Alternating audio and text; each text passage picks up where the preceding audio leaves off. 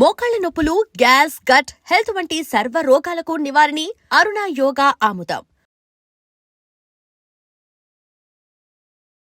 Welcome to I dream. నా పేరు Lumbini. 91% of Indians కుక్కలు వీధుల్లో ఉంటే చాలా సేఫ్ గా ఫీల్ అవుతున్నారంట. ఇది ఓన్లీ ఒక పాజిటివ్ నోట్ మాత్రమే. బట్ ఇంకొక సైడ్ చూస్తుంటే కుక్కలు వీధుల్లో ఉండడం వల్ల చిన్నపిల్లల్ని అటాక్ చేయడము, కొన్ని సందర్భాల్లో పిల్లల ప్రాణాలు కూడా పోవడం, ఇలాంటి సందర్భాలు అయితే మనం చూసాం కదా. నిజంగా కుక్క కాటు అంత విషమా, అంత ప్రాబ్లమాటిక్ గా మన బాడీకి కుక్క కాటు అనేది ఉంటుందా? సో ఏంటి డిస్కస్ చేద్దాం. అండ్ ఆల్సో రేబీస్ వ్యాధి గురించి కూడా మనం మాట్లాడదాం. ఈరోజు మనతో పాటు ఉన్నారు senior neuro surgeon doctor Ranganatham గారు. Let's talk to him. Hello sir, నమస్తే. నమస్తే సార్, ఈ మధ్య కాలంలో స్ట్రీట్ డాగ్స్ సంఖ్య పెరుగుతుంది. అండ్ కొంతమంది ఏంటంటే స్ట్రీట్ డాగ్స్ ఉండడం వల్ల అది సేఫ్టీ అని ఫీల్ అయ్యే వాళ్ళు కొంతమంది ఉన్నారు, ఎందుకంటే దొంగల బారి నుండి కాపాడతాయని చెప్పేసి.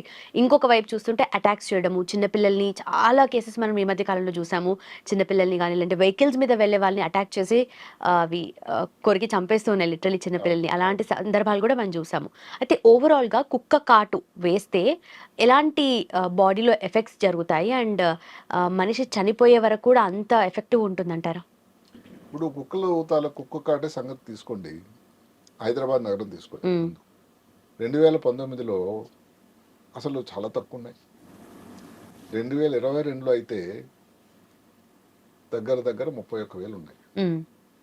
2024కి ఎంత నంబర్ తెలిసింది? 42,000 అయ్యాయి. ఓకే. మీరు కుక్క కాటు నుంచి వచ్చే వ్యాధి అడిగారు, దాన్ని రేబీస్ అంటారు. అంటే రేబీస్ వైరస్ వల్ల సంక్రమించే వ్యాధి. ఒక్కసారి వ్యాధి లక్షణాలు కానీ కనబడితే తర్వాత మాట్లాడుకుందాం డీటెయిల్స్. ప్రాణాపాయం 99%.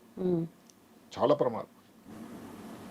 అలాంటిది ఒక 4 సంవత్సరాల క్రితం హైదరాబాద్ నగరంలో మరణాలు రేబీస్ వ్యాధి వల్ల 8 మంది.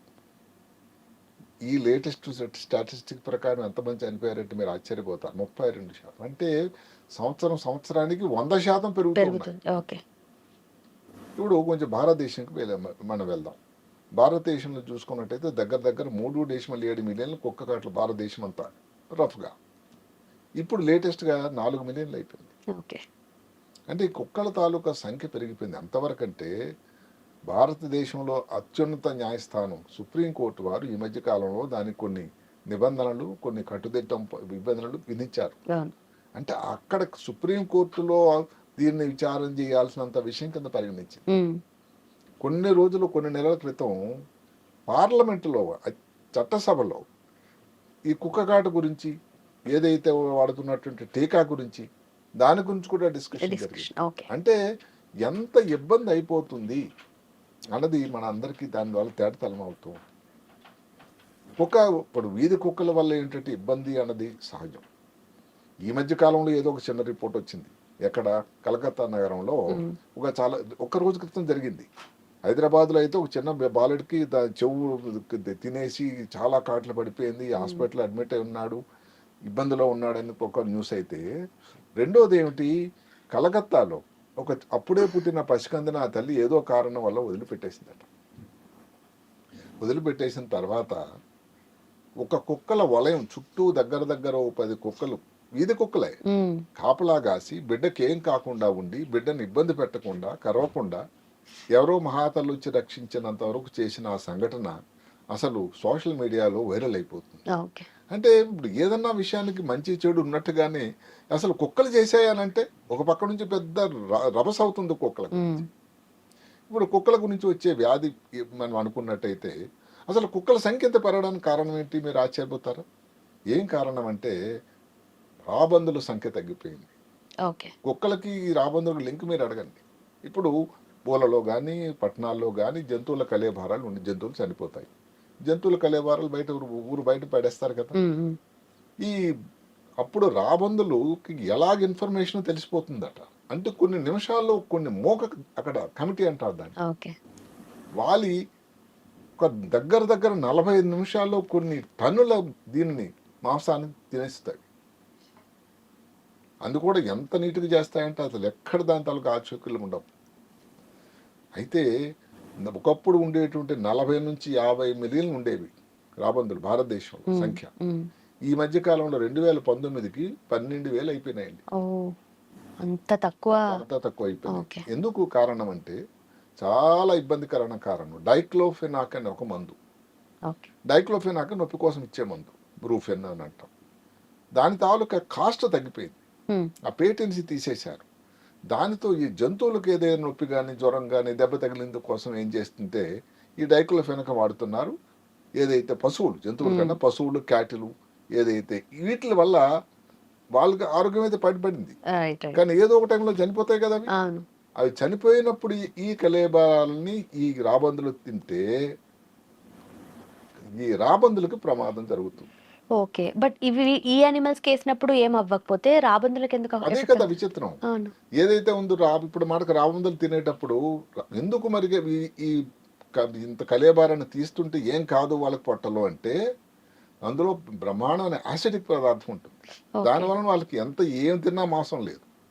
ప్రాబ్లం వల్ల ఎక్కడ వస్తుంది ఈ కలేబారాలు ఏదైతే డైక్లోఫెనాక్ తీసుకున్న క్యాటిల్ పశువులు సరిపోతే వాళ్ళ కిడ్నీ డ్యామేజ్ అయిపోతుంది. ఓకే. అంటే రాబందుల కిడ్నీ డ్యామేజ్ అయిపోయి మరణాలు జరిగిపోతుంది. దానికని అసలు భారత ప్రభుత్వం ఈ మధ్యన నడుం కట్టుకుంది. అదే కాకుండా 2000 నుంచి 2005 సంవత్సరంలో గణాంకాల ప్రకారం దగ్గర దగ్గర 5 లక్షల మంది భారతీయులు ప్రిమెచ్యూర్గా చనిపోయారు. అంటే మామూలు వాళ్ళ వయసుని కంటా ముందుగా. ఎందుకంటే ఈ ఇబ్బందులు, ఈ కాలుష్యం వీటి వల్ల. ఓకే. అంటే రాబందుల తాలూకా ముఖ్యత ఎంతో. అదే కాకుండా ఆర్థికాన్ని భారతదేశం ఆర్థిక పరిస్థితికి దగ్గర దగ్గర ఒక 70 మిలియన్ లాస్ అయిందట. ఓకే. అందువల్ల రాబందుల సంఖ్య అంత పెరిగితే ఇప్పుడు ఎన్విరాన్మెంటల్ మినిస్ట్రీ దాని కంకణం కట్టుకుంది. మన నెహ్రూ జూలాజికల్ పార్క్లో సపరేట్గా వీళ్ళని కన్జర్వేషన్ కోసం తయారు చేశారు. అన్ని వాటికి ఎక్కడ సందర్శకులకు చూపించకుండా పార్కులో వాళ్ళు మీరు జూకి వెళ్తే ఇవి చూపించరు రాబందుల్ని. దానివల్ల డ్యామేజ్ అవుతుంది, ప్రాబ్లం అవుతుందని. ఎంతవరకు సంఖ్య పెంచడానికి, దానికి ఆ టైంలో దాన్ని పిల్లల్ని గుడ్డులు పెట్టడానికి అన్ని అనువుగా అంత ప్రదేశం కల్పించి ఎంత తొందరగా అయితే అంత తొందరగా కల్పించడానికి ఒక అవకాశం ఉంది. ఎందుకు అంత పని చేయాల్సి వచ్చింది ఒక మాట చెప్తాను. ఇప్పుడు మాటకి ప్రతి ఊర్లోన ఈ పశువులు ఇవన్నీ చనిపోవడం సహజం ఒక వయసు తర్వాత. దానికి ఈ స్కావెంజర్స్ అంటారు. అంటే ఏమిటి? ఈ రాబందులట ఒక విధి నిర్వహణ, ఒక ముఖ్యమైన పద్ధతి మనం చెయ్యాలి, కాలుష్యాన్ని తగ్గించాలి అని చేసేటువంటి విధిగా చేస్తూ ఉంటాయి. ఆబ్లిగేట్ స్కావెంజర్స్ అంటారు, సఫాయిదారులు. ఇంకా ఆల్టర్నేటివ్స్ మనకే ఉన్నాయి, కుక్కలు లేదా రోడెంట్స్, ఏది పెద్ద పెద్ద ఎలుకలు లాంటివి. కానీ కుక్కలు జనరలైజ్డ్ స్కావెంజర్స్. అంటే ఏమిటి? ఏదో ఇచ్చవచ్చి అలాగా తీసి పడేయడం, చుట్టుపక్కల జల్లేయడం, తీయలేకపోవడం, పూర్తిగాను రోజులు కూడా తినడం. దానితో కాలుష్యం పెరుగుతుంది, సరిగదా తగ్గటం లేదు. ఒక పక్క నుంచి అదైతే ఇంకొక మాట ఏమిటి? ఈ కుక్కల సంఖ్య పెరగడానికి శాస్త్రజ్ఞులు ఏం చెప్తున్నారంటే ఈ మాంసం తిని తిని ఇంకా వాటిలో క్రౌడం ఎక్కువైపోయి కుక్కల సంఖ్య పెరిగిపోతుంది. వీధి కుక్కలు ఇప్పుడు ఎక్కడ మీరు చూసినా విచ్చలవిడిగా తిరుగుతున్నాయంటే, సరే ఒకటే ఏంటంటే వ్యాక్సిన్ ఇవ్వకపోవడం, లేకపోతే వాటి కుటుంబం అందరూ ప్లానింగ్ చేయకపోవడం, ఒకటే స్టెరిలైజ్ చేయకపోవడం ఒక పద్ధతి అయితే ఈ కారణం. అందువల్ల రాబందుల సంఖ్య తగ్గిపోవడం, వీధి కుక్కల సంఖ్య పెరిగిపోవడం, దానివల్ల కుక్క కాట్లు పెరగడం, వాడేటువంటి వ్యాక్సిన్ తాలూకు పర్సంటేజ్ చాలా పెరిగిపోతుంది. అంటే ఒక్క మాటలో చెప్పాలంటే ఎంత నష్టం జరుగుతుంది భారతదేశానికి అర్థం చేసుకోండి. అందువల్ల ఇప్పుడు ఏంటంటే భారత ప్రభుత్వం రాబందులను ఇంకా సంరక్షణ చేయాలి, వాళ్ళని పెంచడానికి అన్ని కఠిన చర్యలు తీసుకోవడం వల్ల ఈ మధ్య కాలంలో 2022 కల్లా ఆ సంఖ్య 19,000కు వచ్చింది. సౌత్ ఇండియాలోనే కొంచెం ఒక దగ్గర కొన్ని వేల వరకు వచ్చింది. అంటే ఏమిటి? ఈ సంఖ్య పెరిగితే ఈ కాలుష్యం తగ్గుతుంది, ఈ ఇబ్బందులు తగ్గుతుంటాయి, కుక్క కాట్లు కూడా తగ్గుతున్న ఆలోచనతోనే. మీరు అడిగారు కుక్క కాటు వల్ల వచ్చే వ్యాధి పేరు రేబీస్. రేబీస్ అంత విషం అసలు కుక్క కాటు మనిషి అంటే అదిగా రేబీస్ అన్నది వైరస్ వ్యాధి. అది అంటే కుక్క కాటు ఎక్కడో చేసింది చెయ్యి మీద అనుకోండి, ఫస్ట్ వైరస్ అక్కడికి ఎంటర్ అవుతుంది. ఎంటర్ అయిన వెంబటే అక్కడ ఉండే కండరాలన్నీ తినేస్తుంది. ఆ కండరాలకి ఏమిటి? ఒక పక్కన నరాలు ఉంటాయి చిన్నవి, ఆ నరాల నుంచి ఇంకా మొదలవుతుంది జర్నీ. అంటే ఎంతవరకు అంటే ఒక సూపర్ ఫాస్ట్ ట్రైన్ మించిపోయినట్ట. ఇంకా దాన్ని ఎవరు ఆపే శక్తి లేదు. ఇంకొకసారి లోపలికి వెళ్ళిందంటే అది ఎంతవరకు టకా టకా అని జరిగిపోతూ దానిలో ఉండేటువంటి ఒక డైన్యూరిన్ అని ఒక ప్రోటీన్ ఉంటుంది, దానిని అపహరణ చేస్తుంది. హైజాకింగ్ మనం ఎప్పుడో ఇది విమానాల హైజాకింగ్ అన్నా, కార్ల హైజాకింగ్ అన్నా, ఈ నరాల తాలూకా ప్రోటీన్ హైజాక్ చేసి ముందు ఇక్కడ దెబ్బ తగిలితే మరి వెనక్కి వెళ్తుంది. వెనక నుంచి ఏదైతే ఉందో నరంలో ముఖ్యమైన భాగం సెల్ బాడీ అంటాం, ఆ బాడీకి వెళ్తుంది. ఓకే. అక్కడ నుండి వెనుపాముకి వెళ్తుంది. వెనుపాములోకి వెళ్ళిందంటే ఇంకా అసలు సంఖ్య ఇన్న వైరస్ తాలూకు సంఖ్య విపరీతంగా పెరిగిపోతుంది. విష పదార్థాలను రిలీజ్ అవుతాయి. అక్కడ నుంచి కొన్ని సెకండ్ల పాటే బ్రెయిన్. ఓకే. ఇంకా బ్రెయిన్లోకి వెళ్తే అల్లా కల్లోలం జరుగుతుంది. ఇనీషియల్ స్టేజ్లో వచ్చినట్టయితే ఏదో కోపం, అగ్రెషను, తాపం, ఏదో వస్తువులు సరిగ్గా కనబడకపోవడం, తర్వాత ఏదో చికాగా ఉండడం, సరిగ్గా ఆకలి లేకపోవడం, వాటర్ తాగుతుంటే గొంతుకులో సడన్గా హైడ్రోఫోబియా అంటారు, ఓకే. స్పాజం లోపలికి వెళ్ళిపోవడం, అది చాలా ముఖ్యమైన లక్షణం రేబీస్ వ్యాధికి, అందరూ గమనించండి. లేదు ఇంకా లేటుగా చేసిగా ఏదైనా కారణాలు ఉండేటట్టయితే నెమ్మదిగా ఫిట్స్ లాగా రావడం, కోమాలోనికి వెళ్ళిపోవడం, ప్రాణాపాయం కూడా జరుగుతుంది. ఓకే. ఇంకా అందరూ శాస్త్రజ్ఞులు ఏం చెప్తారంటే రేబీస్ వ్యాధితాల లక్షణాలు కానీ పడుచూపితే 99%, 98% మరణం అని. అది రేబీస్ తాలూకు. అంటే ఎంతవరకు చెప్తూ ఉంటే ఒక శాస్త్రజ్ఞుని ఇంట్రెస్టింగ్గా ఏం చెప్పాడంటే హైజాకింగ్, ఏదైతే నరాల్లో ఉన్న ప్రోటీన్ హైజాక్ చేయడం ఒక step, train super fast train మించినటువంటి దాని స్పీడ్లో వెళ్ళడం, అక్కడితో ఆగకుండా అక్కడ ఉండేటువంటి సమాచార వ్యవస్థ, పోస్టల్ సర్వీస్ అనుకోండి, నరాల వ్యవస్థ పోస్టల్ సర్వీస్ లాగా ఇక్కడ నుంచి ఇక్కడ సమాచారం వెళ్ళాలి కదా, లింక్స్ అది డిజేబుల్ చేసేయడం పూర్తిగా. ఓకే.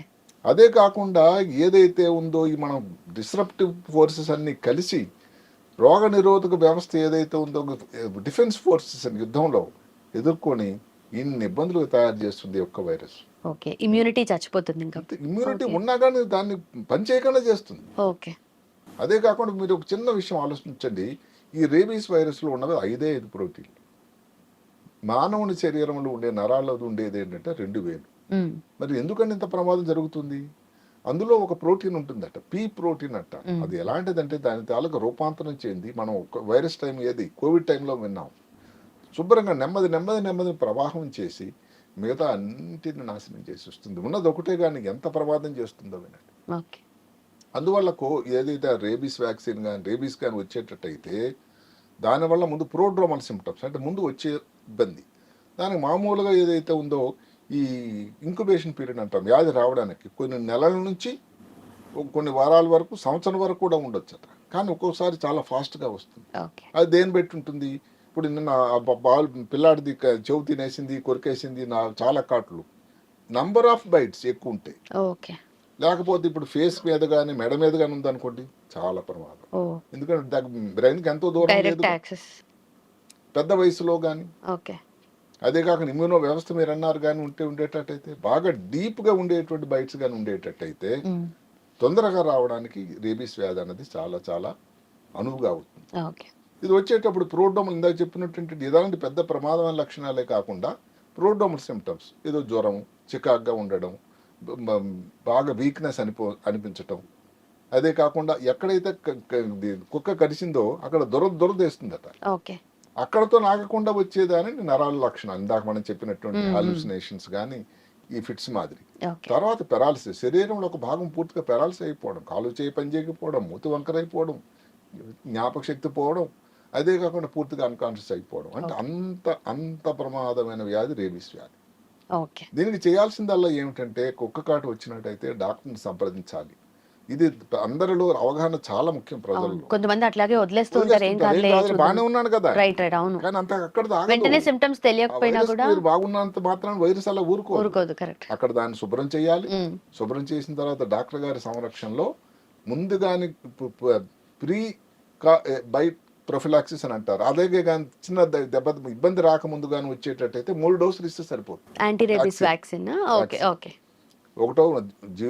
మొదటి రోజు నాడు, తర్వాత 1వ రోజు, 21వ రోజు కొంతమంది చెప్తారు. అదే కానీ 4 డోసులు ఒక్కొక్కసారి కానీ బయట వచ్చేసి ఇబ్బందులు వస్తున్నాయనేటప్పుడు అన్నా కానీ అది కొంచెం చీప్.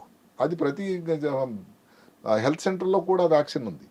ఇంకోటి రేబీస్ మోనోక్లోనల్ యాంటీబాడీ అని ఉంది, అది కొంచెం ఖర్చుతో కూడుకున్నది. అది ఎక్కడ అంటే ఎమర్జెన్సీ, అప్పటికప్పుడు. ఇప్పుడు వ్యాక్సిన్కి దీనికి తేడా ఏమిటంటే వ్యాక్సిన్ ఇచ్చిన తర్వాత శరీరంలో యాంటీబాడీస్ తయారవ్వాలి, అంటే ఎదుర్కొనేటువంటి శక్తి వచ్చే కణాలు, అది టైం పడుతుంది కదా. ఈ రేబీస్ ఇమ్యూనోగ్లో మోనోక్లోనల్ యాంటీబాడీస్కి ఏమవుతుంది, రెడీమేడ్ ఇలా ఇచ్చారు, మీరు రెడీ అయిపోతుంది వ్యవస్థ. అది ఎవరికి తొందరగా కానీ దాని యాక్షన్ కావాలన్నా, పెద్ద వయసులో కానీ, లేకపోతే ఇమ్యూనో డిప్రెషన్ ఏదైతే ట్రాన్స్ప్లాంట్ అయింది, షుగర్ ఉంది, బీపీ ఉంది, ఇలాంటి వాళ్ళలో కానీ, ఈ యాంటీ రేబీస్ ఇమ్యునోగ్లోబులిన్ కానీ ఇచ్చినట్టయితే దాని ఇబ్బంది రాకుండా ఉంటుంది. ఓకే. మొత్తం మీద ఏదైనా కానీ అదే కాకుండా అన్నిటికంటే ముందుగా అవగాహన లోపం ఒకటి, నన్ను చెప్పుకున్నట్టు ఏమవుతుంది అని ఒక ధీమా, వ్యాక్సిన్ తీసుకోకపోవడం, తర్వాత ఒకసారి ఒక రోజు డోసు తీసుకుని వ్యాక్సిన్ తర్వాత వెళ్ళకపోవడం. ఓకే. దానికి ఒక నిర్దిష్టమైన ఒక డోస్ ఉంది. 3 సార్లు కానీ 4 సార్లు కానీ, అది మీరు ఆలోచన, మీరు ఇష్టం వచ్చిన బట్టి వెళ్ళడానికి లేదు అది. కరెక్ట్. అందువల్ల ఈ రేబీస్ వ్యాధి నుంచి బారి పడకుండా ఉండాలంటే మీకు ఒక్కొక్క ఘాటు తెలిసిందనంటే ఎవరో డాక్టర్లు వచ్చి మీ ఇంటికి వచ్చి వైద్యం చేయలేరు కదా. దయచేసి గమనించండి, డాక్టర్ గారిని సందర్శించాలి. ఇది ప్రైమరీ సెంటర్లో తెలంగాణ రాష్ట్రంలో అన్ని దగ్గరలో కూడా వ్యాక్సిన్ అవైలబుల్గా ఉంది. దానిని వాడుకొని వాళ్ళు ఎన్ని డోసులు చెప్తే అన్ని డోసులు వాడినట్టయితే ఆరోగ్యంగా ఉండడానికి, ఇబ్బంది రాకుండా ఉండడానికి, ఏదైతే అత్యంత ప్రమాదం ఉన్నటువంటి వ్యాధి రేబీస్ వ్యాధి రాకుండా, దాని బారిన పడకుండా ఉండడానికి చాలా ఉపదానం ఉంటుంది. ఇంకా ఎంత ప్రయత్నం, ఇంకా ఏదైతే ఉన్నాయో రాబందుల సంఖ్య పెరిగినంత వరకు కుక్కల సంఖ్య ఉంటూనే ఉంటుంది. ఏదో ఒక కలకత్తా నగరంలో జరిగిన సంఘటన సంతోషంగా ఒక పక్క నుంచి కన్నా, ఇప్పుడు హైదరాబాద్లో చూస్తూనే ఉన్నాం, పెద్దవాళ్ళని, చిన్నవాళ్ళని, పిల్లల్ని, మోటార్ సైకిల్ మీద వెళ్తున్న వాళ్ళని అందరిని అటాక్ చేయడం, అందులో మోక, అది ఎంత ప్రమాదం. అందువల్ల ఇప్పుడు ప్రభుత్వం నుంచి ఏదైతే ఉందో, ఏదైతే చెప్పింది దానికి ఇచ్చేయడం కానీ, వ్యాక్సిన్ ఇవ్వడం కానీ కుక్కలకి, లేకపోతే స్టెరిలైజేషన్ కానీ చేయడం అనేది అంత సింపుల్ పద్ధతి కాదు. సుప్రీంకోర్టు వారు కూడా చెప్పారు, పక్కన పబ్లిక్ ప్లేసెస్లో దానికి ఒక్కొక్క ఇవి పెట్టండి, కేజెస్ పెట్టండి. ఇవన్నీ ఎక్కడ సాధ్యమండి, ఎంత ఖర్చుతో కూడుకున్నది. మొత్తం మీద ఏంటంటే అందరి నుంచి కూడా అవగాహన, కుక్క కాటు నుంచి బారి పడకుండా ఉండాలనే మనం కోరుకుందాం. కానీ ఎంత తొందరగా వచ్చినట్టయితే ఈ ప్రమాదం రేబీస్ వ్యాధి నుంచి రాకుండా బారి పడి ఉండాలంటే డాక్టర్ గారిని దగ్గర సంపాదించి, డాక్టర్ గారి దగ్గర ఏదైతే దాన్ని క్లీన్ చేయడం కానీ, దానికి డ్రెస్సింగ్ చేయడం కానీ, వ్యాక్సిన్ వేసుకోవడం అనేది అంత ముఖ్యం. దయచేసి ఇది అందరూ గమనించండి. సరే, యాంటీ రేబీస్ వ్యాక్సిన్ ఒక్కసారి తీసుకుంటే, ఫర్ ఎగ్జాంపుల్ ఇప్పుడు కుక్క కాటు అయింది, ఒకసారి వ్యాక్సిన్ తీసుకున్నారు, తర్వాత కొన్ని ఇయర్స్, ఫర్ ఎగ్జాంపుల్ ఒక 2-3 ఇయర్స్ తర్వాత మళ్ళీ ఒకసారి కుక్క కాటు అయింది అనుకోండి, అది మళ్ళీ తీసుకోవాలా వ్యాక్సినేషన్, లేదంటే పూర్తిగా డోస్ తీసుకున్నారా లేదా, అది కంప్లీట్ చేస్తే ఇది రావడానికి అవకాశం లేదు. ఓకే. అదే కదా ప్రీ ప్రొఫిలాక్సిస్ అని ముందు జాగ్రత్తగా తీసుకుంటే 3 డోసులు. ఓకే. సో ఎప్పటికీ ఎఫెక్ట్ ఉంటుంది. అయిన తర్వాత తీసుకున్నట్టయితే 4 డోసులు. ఓకే. ఐ థింక్ ఇప్పుడు పాతకాలంలో లాగా వ్యాక్సిన్ టైప్ లో లాగా ఎవరైనా కానీ ఎఫర్ట్ చేయగలిగినట్టయితే మోనోక్లోనల్ యాంటీబయాటిక్ ఉంది, యాంటీబాడీ. మీకు ఇన్ని 4 సార్లు డాక్టర్ దగ్గరికి వెళ్ళక్కర్లేదు. అయితే మరి ఖర్చుతో కూడుకున్నది. అది ఎంతమంది మామూలుగా దాన్ని ఎఫర్ట్ చేయగలరు, అది కదా ముఖ్యం. Right sir, thank you so much. నమస్తే. And for more videos, please subscribe to iDream. Please subscribe to iDream. Please subscribe iDream. And please subscribe to iDream. For more videos, subscribe to iDream. please like, share and subscribe to the channel. Congratulations, iDream. Subscribe to iDream. Subscribe to iDream. So subscribe to iDream Media. iDream ki iDream team andarki huge congratulations. Please subscribe iDream Media. Please subscribe to iDream. Subscribe iDream. Please subscribe to iDream. iDream అంటే నా కళల ఛానల్ను subscribe చేసుకున్న నోరు తిరుగుతలేదు, మీరైతే గంట గుర్తు కొట్టండి. For more such videos, please subscribe to iDream. Subscribe to iDream. Please subscribe to iDream. Please subscribe iDream Media. Please do subscribe to iDream. Please subscribe to iDream Media. For best entertainment and information, please subscribe iDream. And don't forget to subscribe to iDream.